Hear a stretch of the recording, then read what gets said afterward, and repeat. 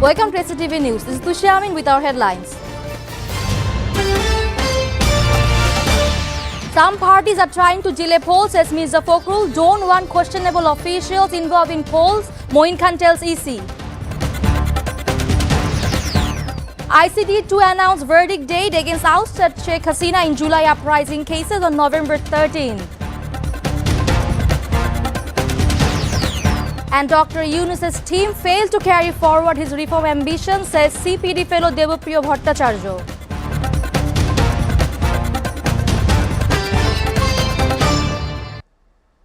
Now in details.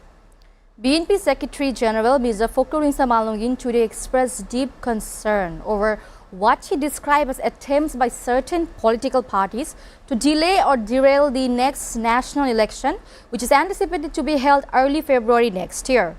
Speaking at a book unveiling ceremony in the capital, the senior BNP leader emphasized the urgent necessity of holding the polls on time to bring back democratic stability. BNP is noticing with frustration that some parties are making efforts to delay the election or make sure it is not held at the right time. They are not doing the right thing, he asserted.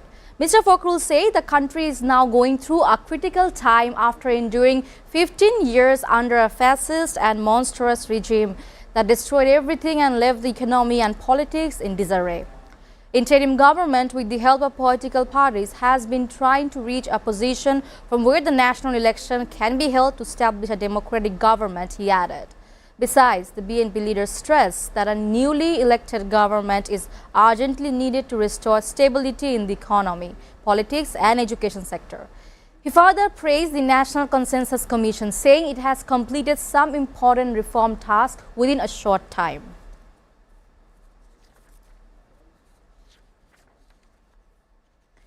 BNP Standing Committee member Dr. Abdul Moin Khan has expressed the belief that the Election Commission is committed to holding a free and fair election.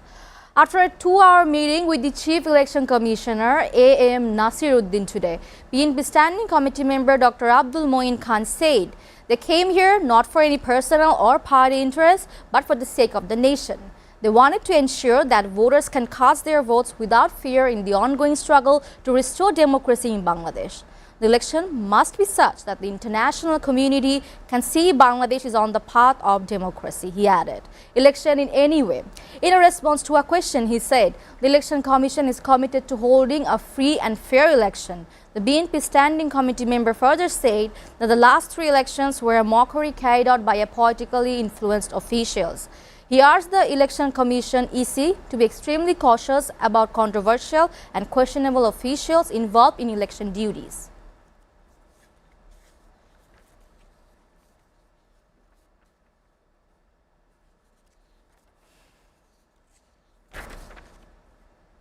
The International Crimes Tribunal has decided to announce on November 13 the date for delivering its verdict in the July uprising crimes against humanity case against ousted Prime Minister Sheikh Hasina, former Home Minister Asaduzzaman Khan Kamal and another accused. The order came this morning after the prosecution and defense completed their closing arguments before the 3-member ICT-1 headed by Justice MD Ghulam Murtaza Majumdar. During his closing remarks, Attorney General MD Asaduzzaman told the tribunal that if Hasina and others accused in the case filed over the mass killings that took place during last year's July-August mass uprising are not tied, it would be an injustice to those killed and injured during the movement. He said he believes Sheikh Hasina will face justice. Asaduzzaman added that if the punishments for these accused are not secure, countless more lives in Bangladesh will be at risk.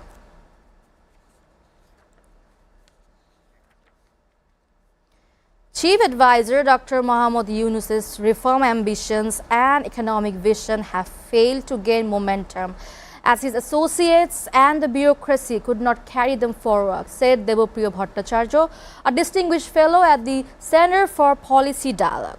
Despite the chief advisor's enthusiasm in introducing reforms, from drafting an economic white paper to forming task forces, the initiatives have not progressed as expected, he told reporters after a regional pre-election consultation meeting of the Citizens Platform organized by the CPD in Sylhet this afternoon. Mr. Devapriyo stressed that future election manifestos must include the reform commitments already made, ensuring that the next government upholds their continuity. To build a new Bangladesh and take it forward middle income status, these reforms are indispensable, he added. Not everything can be achieved by this government, he said, adding the government must clarify which reform it has implemented, which are ongoing, and what remains unfinished. And the manifesto should clearly guide how to carry those forward.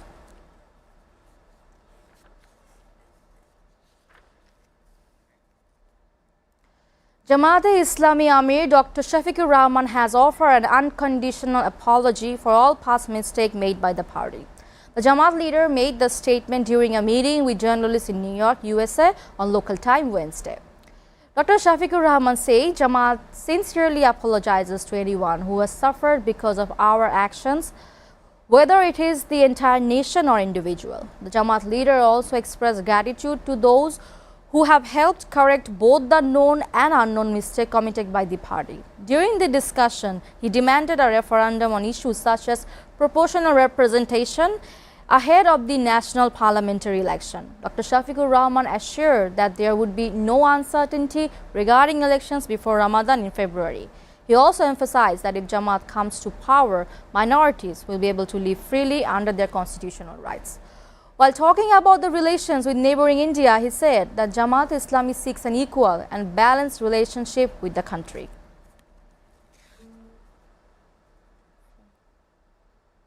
Viewers, taking a short break, please stay with us.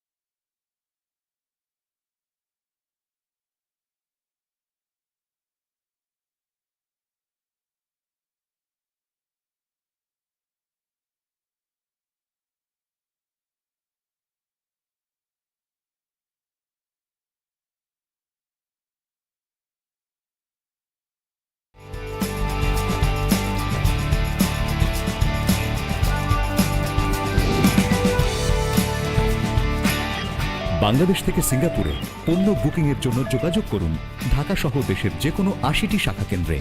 SA পরিবহন parcel and courier service, আপনার সেবা সব সময়।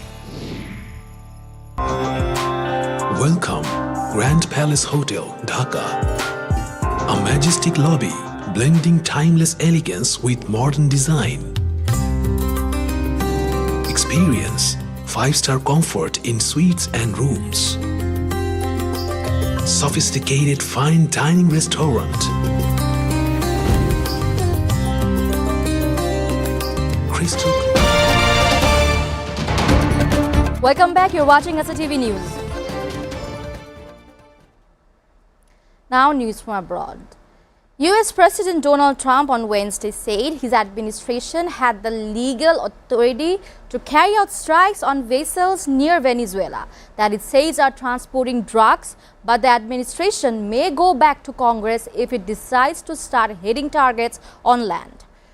Trump made these remarks while talking to reporters in the Oval Office. He also said his government was totally prepared to start targeting alleged drug trafficking on land. The US president added that he may take very serious action against Colombia due to its role in the international narcotics trade. Trump further called Colombian President Gustavo Petro a bad guy. These drugs coming in. We killed 300,000 Americans last year. I wouldn't want to be in one of those boats. Meanwhile, Colombian President Gustavo Petro announced on Wednesday that he will take legal action in US courts after President Donald Trump called him a bad guy and threatened very serious action against Colombia over drug trafficking. In a post on X, Petro said he would defend myself in court with American lawyers in the American justice system against the slanderous accusation made against me in the United States by high-ranking officials. The escalating tensions came as Trump told reporters at the White House he was suspending all payments to Colombia due to its role in the international narcotics trade. Over the weekend, Trump had labeled Petro a drug trafficking leader and threatened to increase tariffs on South American nation.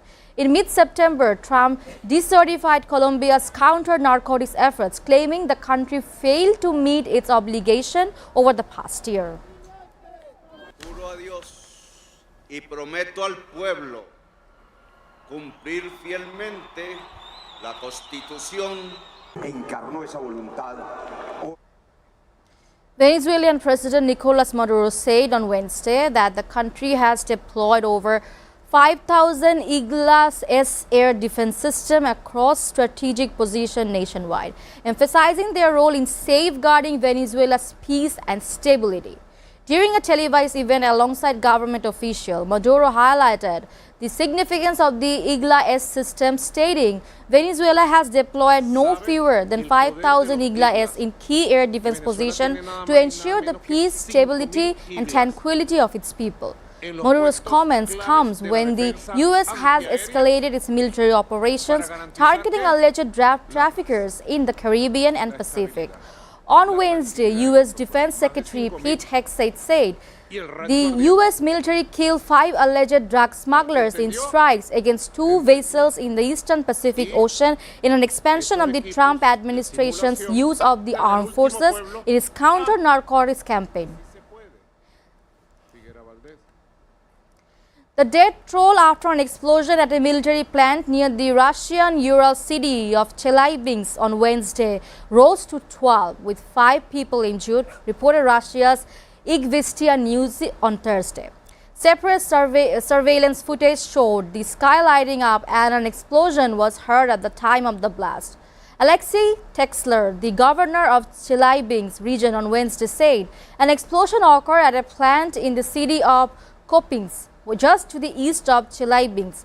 He said a fire at the plant, which he did not name, had been extinguished and that there was no indication that the incident was linked in any way to drone activity. Ukrainian President Volodymyr Zelensky in Brussels welcomed on Thursday new sanction packages by the US and EU and called for more pressure to force Russia to negotiate a ceasefire. The 19th package is very important, but American sanctions is also very important, and this is a good signal to other countries in the world to join the sanction. Zelensky told reporters upon his arrival for a summit of EU leaders in Brussels. He also added that a ceasefire was possible in Russia's war on Ukraine, but that more pressure would be needed on Moscow to make it happen. EU countries later in the day will agree on meeting the financial needs of Ukraine in 2026 and 2027, EU Council President Antonio Costa said. Decisions of President Trump on energy. Meanwhile, Russia on Thursday said it will deliver a painful response to any moves by the European Union to seize its frozen assets. The warning came as EU leaders met in Brussels to discuss a plan to use the asset as the basis for a €140 billion reparations loan to Ukraine. Any sanction with Russian assets without Russia's consent are null and void from the standpoint of international and contract law. There is no legal way to take someone else's fund without hurting the pockets and prestige of those who expropriate them. Russian Foreign Ministry spokesperson Maria Zakharova told reporters, any confiscatory initiatives from Brussels will inevitably result in a painful response. We will act in full compliance with the principle of reciprocity in international relations based on our own interests and the need to compensate for the damage caused to Russia. Under the EU plan, the Russian assets would not be confiscated as Russia would retain its claim on the money held in Belgian securities depository Euroclear, but Zakharova said the scheme showed that Europe was no longer a safe haven for financial assets. Iran will not return to negotiations with the United States as long as Washington makes unreasonable demands, the Iranian foreign minister said on Wednesday. Tehran and Washington engaged in 5 rounds of indirect nuclear negotiation that ended with the 12-day air war in June, in which Israel and the US bombed Iranian nuclear sites.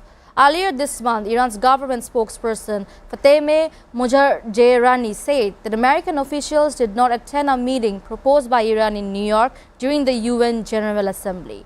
Arakchi said on Wednesday that Iran had contacts with US Special Envoy Steve Witkoff through mediators, reiterating that Iran has always been committed to diplomacy and peaceful solution.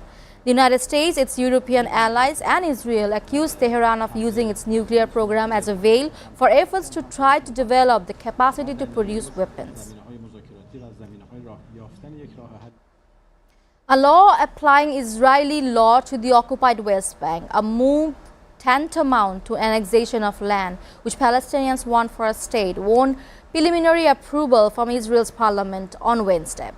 The vote was only the first of 4 needed to pass the law, and it coincided with the visit of US Vice President J.D. Vance to Israel a month after President Donald Trump said he would not allow Israel to annex the West Bank. Prime Minister Benjamin Netanyahu, the Likud party, did not support the legislation, which was put forth by lawmakers outside its ruling coalition and passed by a vote of 25 to 24 out of 120 lawmakers. A second bill by an opposition party proposing the annexation of Mali Odumin settlement won by 31-9. Some members in Netanyahu's coalition, from National Security Minister Itamar Ben-Gvir, Jewish Power Party, and Finance Minister Bezalel Smotrich, religious Zionism fraction, voted in favor of the bill.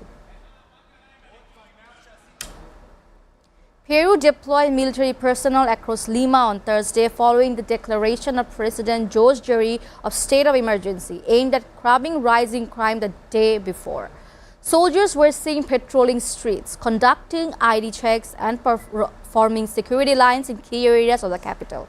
The government said the emergency decree includes measures such as limited prison visit to once a week for ordinary inmates and once every 2 weeks for those under special regimes.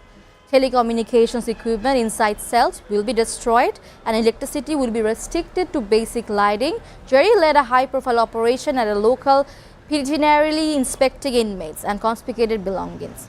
The visit was part of a broader crackdown on organized crimes and prison control, which authorities say has worsened in recent months. The new president, who took office earlier this month after the ouster of Dina Boluarte, has made tackling crime a central priority of his administration.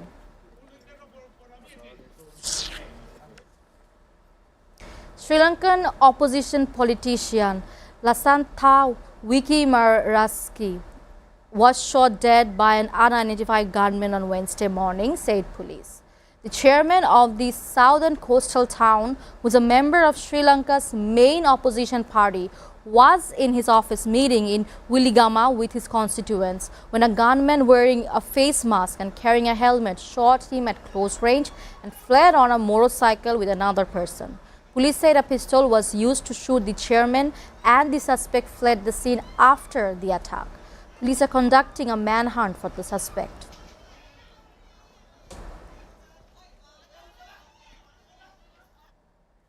A tragic bus crash in Uganda has claimed the lives of 46 people following a head-on collision between 2 buses on Kampala-Gulu Highway in Kirandongo district just after midnight on Wednesday. The The initial death toll was reported at 63, but the Uganda police force later revised it down to 46 after discovering that some victims initially thought to be dead were unconscious. Initial investigation suggests it was caused by two buses coming from opposite directions trying to overtake other vehicles, a lorry and a sport utility vehicle. The two buses then collided head-on. President Yoweri Museveni sent condolences to the victims while campaigning for January's general election not far from the place the accident happened.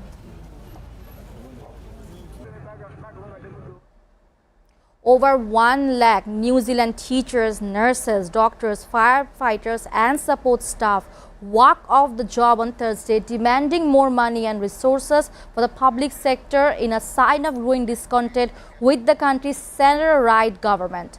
Public servants marched with placards and banners in towns across New Zealand, chanting and listening to speeches. Protests in Wellington and Christchurch had to be cancelled because of dangerous weather conditions. The unions, in a joint statement last week, billed the strike as the largest in decades, with more than 1 lakh public servants taking part. The government has dismissed the protest as union-orchestrated political stunt, even as the demonstration highlights growing public unease over the administration's direction. Recent opinion polls indicate support for the ruling coalition has slipped, though the opposition has yet to open a clear lead. Before ending, we'll go to the headlines again. Some parties are trying to delay polls, says Mirza Fakhrul.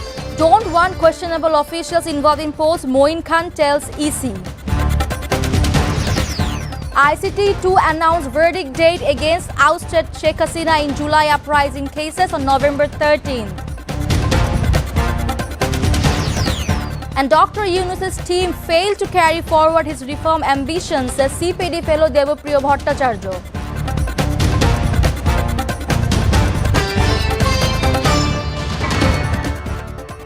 You're updated with the top stories so far here on SATV, and to know the latest news, visit www.satv.tv. Stay with SATV.